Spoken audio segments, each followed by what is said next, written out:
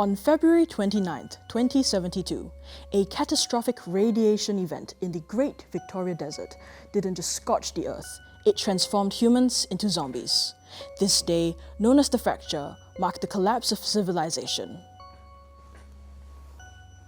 Fast forward to 2079, and survivors have sought refuge behind Defender's Ring, a towering 8-meter steel barrier surrounding what was once Melbourne, one of the world's last lines of defense against the infected. Recently, the infected breached the outer suburbs of Melbourne. Inspired by this, our cast and crew created Wasteland Wonders, a show dedicated to helping fellow survivors not just survive, but thrive in this harsh new world.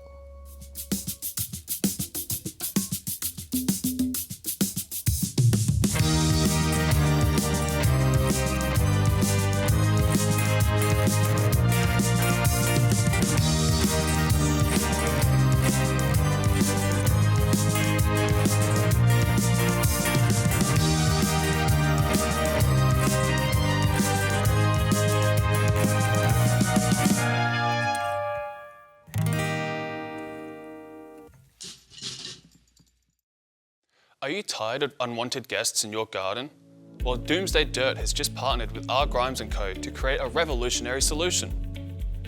Zombie repellent. With a dwindling human population in recent months, a new zombie type has emerged. These are the omnivorous undead known as hybrids.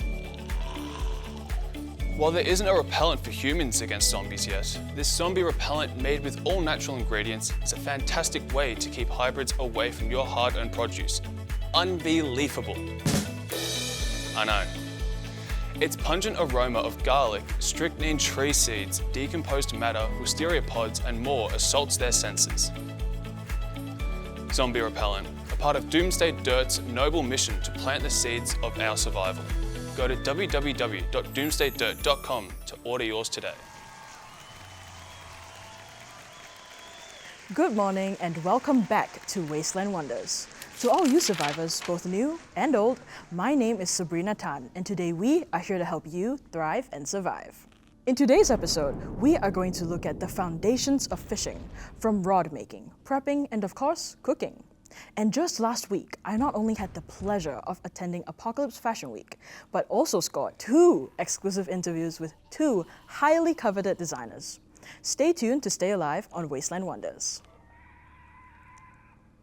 So, hey guys, how have you all been doing recently? Yep, all right. Gotta be honest, I am exhausted. This hosting business is really catching up to me. But, oh well, the show must go on. Apocalypse update. The zombies have taken over the west side of the city, and if you were unaware, please make your way towards the east and help your fellow survivors with defending the ring. In other news, survival rates have dropped significantly as the remaining supermarkets have been looted and food has become scarce. Speaking of food, let's join Jack and Tyson out in the field as they teach us how to provide for ourselves. As I always say, give a man a fish and he will eat for a day. Teach a man to fish and he will eat for a lifetime. Hey everyone, welcome to Fearsome Forager's Guide to Fishing. In today's lesson, we're going to be showing you how to make a fishing rod, along with how to catch and cook fish apocalypse style. Now, let's begin with the rod. Typically, you want a strong piece of wood or metal that can support the weight of a trout, about 1 to 4 kilograms. Now, an important step is fastening your string to the rod, as you don't want your food escaping from you. Especially late at night with zombies around. I personally recommend the clove hitch knot, as it holds up well, especially when fighting a fish to the riverbank.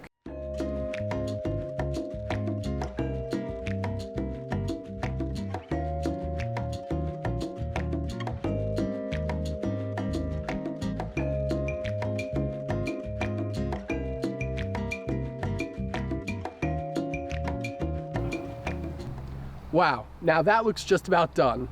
Now it's time to get the bait ready. When fishing in a river or any running fresh water, cheese makes the best bait. But as the apocalypse draws on, it's harder to find cheese. So the next best thing is worms.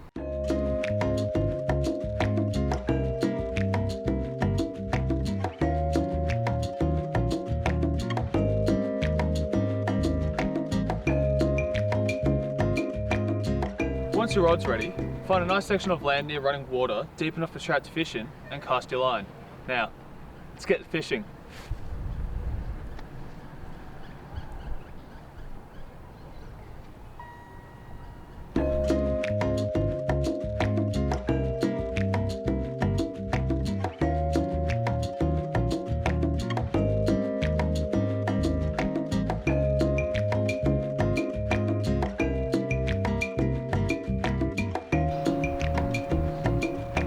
Whoa! I think I got a fish! Let's get this fish on the bank and we'll show you how to cook and descale it. Start by killing the fish and rinsing it in cool water. Remove the fins and scales by slicing from the tail to the head with a knife or a sharp object. Then slice into the gills of the fish and cut up towards the neck.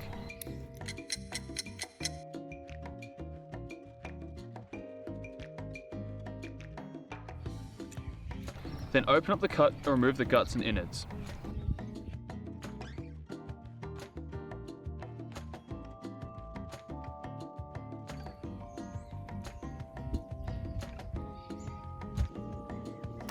For our fish, we've decided to go for fillets.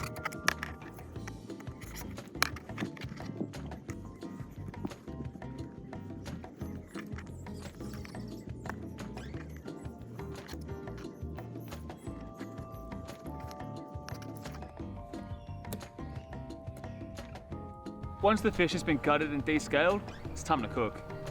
So you want to build a makeshift fire out of sticks and kindling and use a piece of metal as a stovetop, like we've done here. Then you want to chuck the fish on the stove and flip it every minute or so until it's cooked on both sides. After that, bon appetit.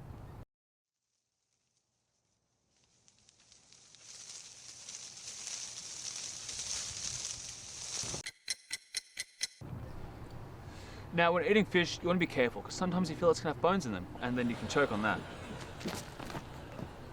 It looks like I might have to help Jack. We'll see you next time on Fearsome Forages. Thanks for those helpful tips, Jack and Tyson. I'm sure we'll all be eating good tonight after taking that in.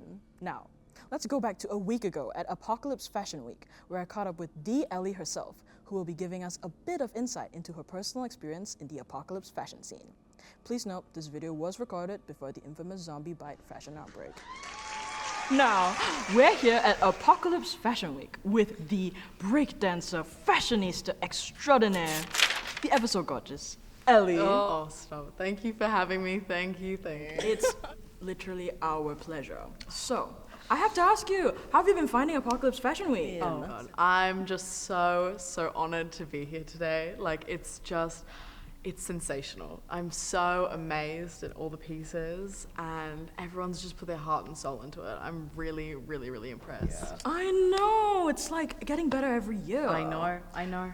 I just have to ask you though, what the hell do you have on today? Oh my God, what do you have on? Okay, well, outfit-wise, a little bit of myself, a little of my own stuff. I've also got some Camry in here. I've got, I love supporting small designers. But, for my things on the day, I've got some Jeffrey. I'm going to his show later. Yeah, I'm excited. I'm so looking forward to it. Amazing. I'm so glad you're having a wonderful time. And speaking of a wonderful time, we just caught a rare glimpse of Ethan's collection. What do you think of that? Oh my gosh. I could talk about Ethan's collection all day. What is it? The foil? The holy foil! Oh, the holy foil. Him mixing spirituality with the physical, I love. And I just think, if you're going to protect yourself from the zombies out there, why not get God on your side? Get God on your side! Oh my God. No, I really just resonated with his work, and he did so much with, his model running out, that whole, fiasco. Bad things happen, but awesome thing happened. Made the most of it. What else can you say? It's crazy. Yeah. What was I guess that's your favorite one. That's your Yeah, favorite one. I really enjoyed his work. I love the holy foil. I have to agree.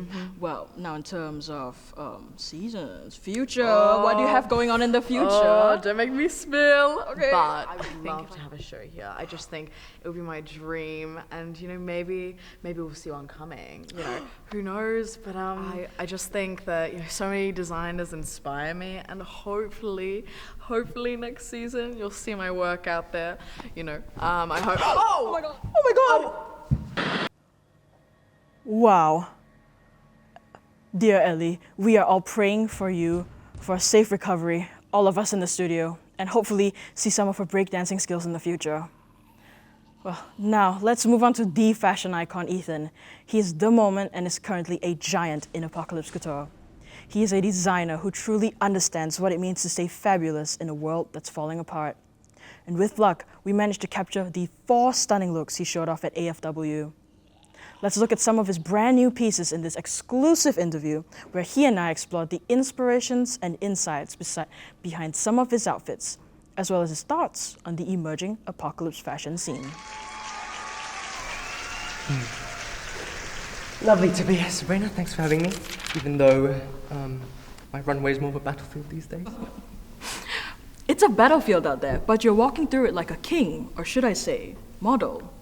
Now, rumor has it you had quite the catastrophe before your big show. Something about your actual model getting eaten? Right.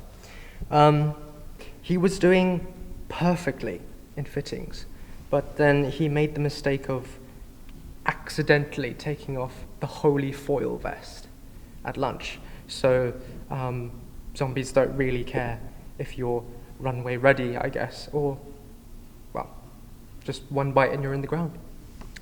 Brutal. But you stepped in to save the day, or rather, the show. Now, how does it feel to model your own collection? Well, wasn't my first choice, but I guess it all worked out in the end, because who better to model them than me?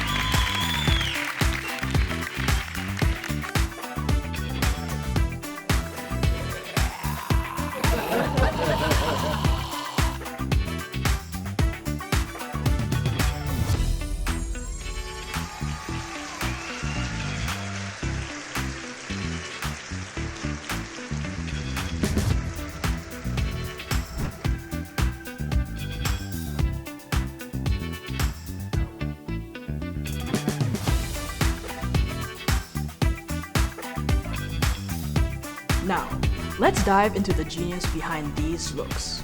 I mean, they're not just fashion, they're survival couture. Let's start with the holy foil.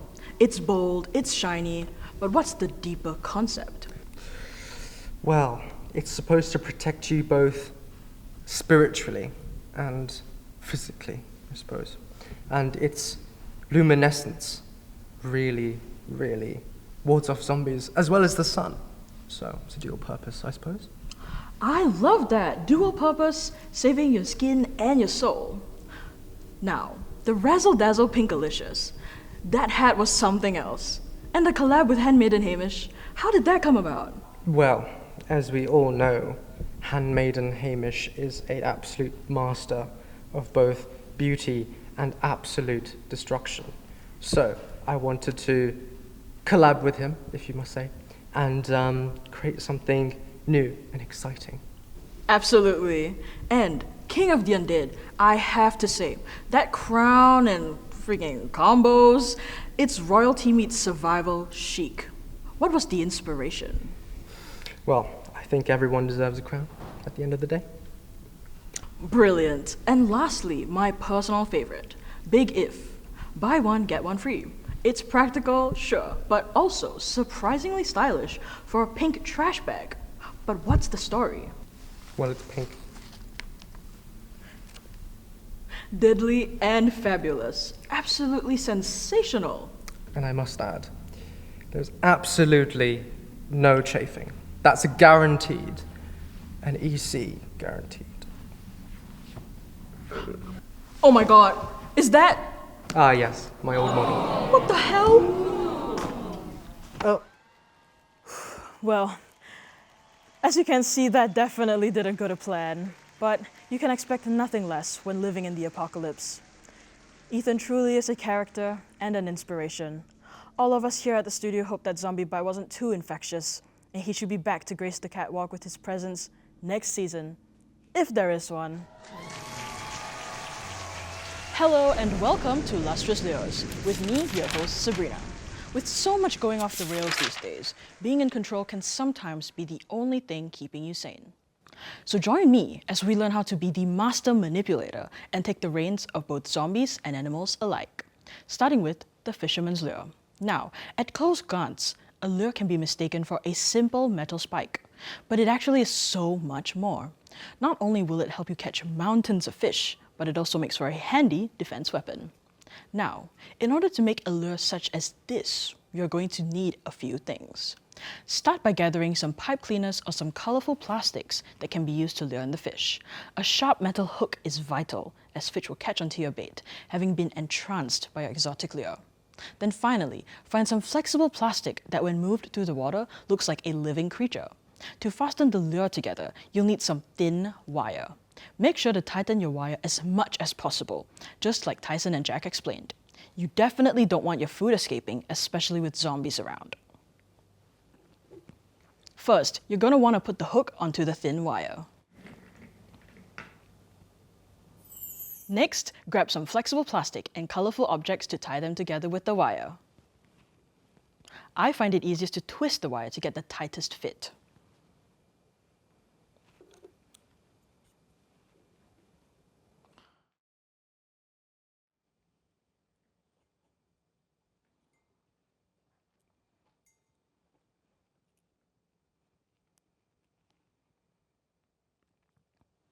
Once fastened, test it out in a small body of water to make sure that your lure really looks like an exotic and attractive snack for a fish. Wow, and look at that! If I didn't make this thing, I would be so tempted to take a chomp out of it myself. The perfect lure to catch the perfect fish. Now, lures come in all shapes and sizes, and they aren't just for attracting fish. This next lure is what I call the zombie magnet, and it's a perfect distraction for a horde of hungry zombies. Say you need to cross a bridge, swarming with zombies. The zombie magnet will clear it faster than you can say EC guarantee. Now, to create this eye-catching lure, you will need some tin foil and a metal structure to hold the foil in place. This could be some wire, an oil drum, or even a rock. You'll need some pink paper or something pink and easily moldable. Start by wrapping the foil around your chosen object until fully covered.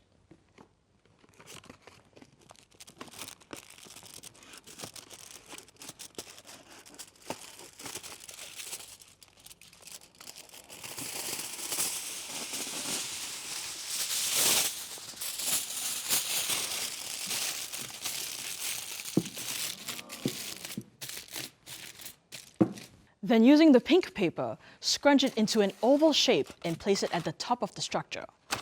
Some of you might be asking, why is this zombie magnet so good? Well, the sun reflects off the foil, directing the zombie's attention towards it. The zombies focus to the pink oval object, which they will think is brains, giving one enough time to escape. And that's all for today's episode. Thank you for tuning in to Wasteland Wonders. We'll see you next time, or never.